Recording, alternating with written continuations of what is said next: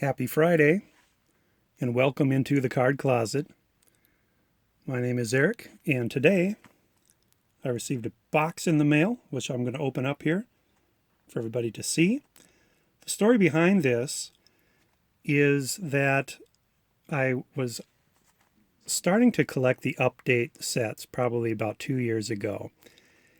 I'd always been a set collector probably since my teens in the late 80s. But I'd never been much into those Topps Update baseball sets.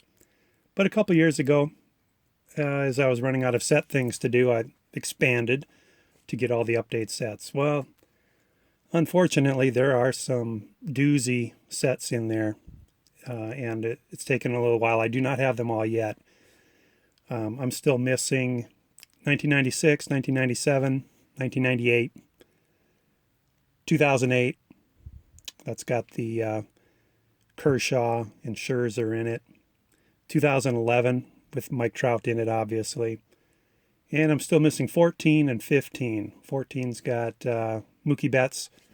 15 has, I think, Lindor. Maybe a few other big names in there. So I started picking up the cheaper ones first. That's kind of how it always goes with me. I buy the cheaper ones first. Keep my eyes out on the more expensive ones until there's a good deal to be had. Well, this particular card I decided to buy separate from the rest of the set because I think I can get a cheaper deal doing it that way. So I went to the trading card database. I do, like I've mentioned, I do trading on there. I pulled up this card to see who had it for trade. There was only one person that had it available for trade. So I clicked on the option which shows me what do I have that this person has in their want list. And I had about 60 cards in their want list. Most of them were 1980 Topps Baseball Hall of Famers. And I have doubles of almost that entire set, 1980 Topps. So no problem there. They had some odds and ends, medium to high-end cards that they wanted. And then a lot of them also were from 2017 Score Football. The inserts, which I just so happen to have the entire insert collection, and I'm not interested in keeping any of them. When I bought that score set a couple of years ago, I didn't realize when I bid that I was actually bidding on the master set.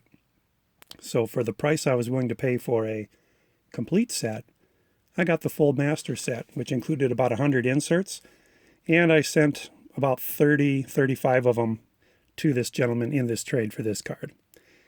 You throw all 60 of those cards in, I still didn't have enough in trade value to get to big and even trade. So I had to send him some cash as well. So let's take a peek. You probably figured out what this card is. Let's take a peek and see what it is here. There's a caveat with this card, which, oh, and by the way, if this is 1984 Donruss in here, I'm going to be upset.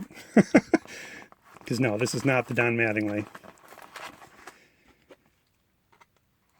It was listed in his trade list as PSA 9. And when I made him the offer, he said, hold on, let me send you a picture of it so that you know for sure what you're getting and make sure you're happy with it. And I really appreciated that. So I did some, I'll show you what it is here first. Looks like he packed it very well, nice and tight. And taped it up real good here.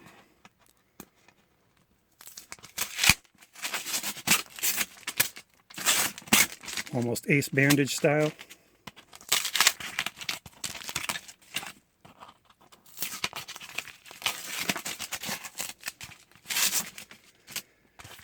You might have figured out what the card is, but it's probably not exactly what you expect.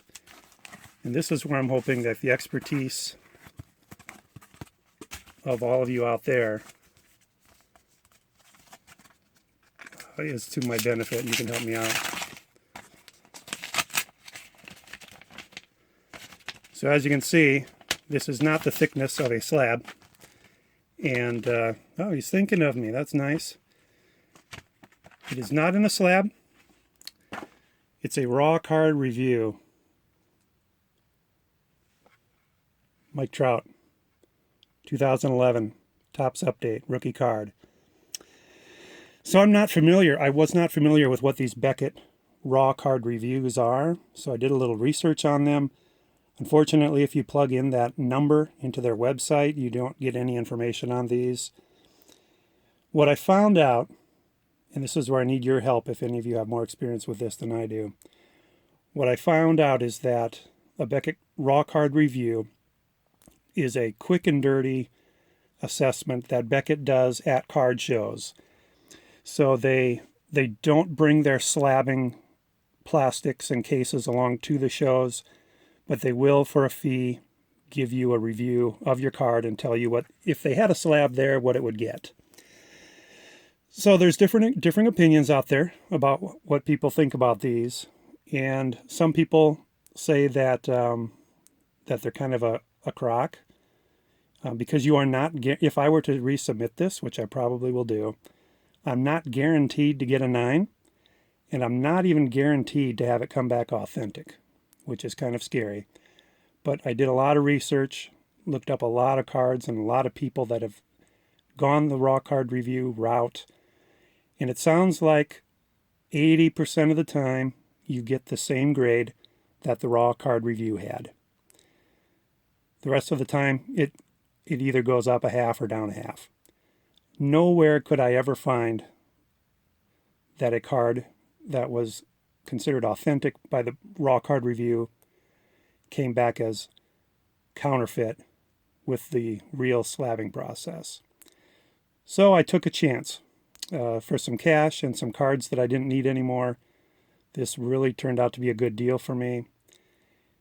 I'm taking a chance it's real. The guy told me the story behind the card. He assured me that he bought the card. He pulled it out of a pack. He walked up to the Beckett table at a show and got the raw card review done on it. You know, you don't know what to believe, do you, when you see or talk to somebody online? My gut feeling was good. His username and website and everything about him showed that he was a pretty decent guy, a Christian guy, very strong Christian, in fact. And so he could be setting me up. He could be setting all that up to give a false impression of who he is. But I believed him. So I'm going to get this slabbed, find out for sure if it's authentic. I think it is. I don't consider myself an expert, so I don't think I could personally tell.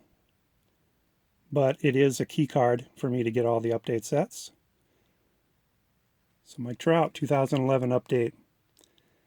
I would really love to hear your all's opinion on the raw card review, and if you think I took too big a risk in doing this, going this route to obtain this card, or not. Let me know what you think.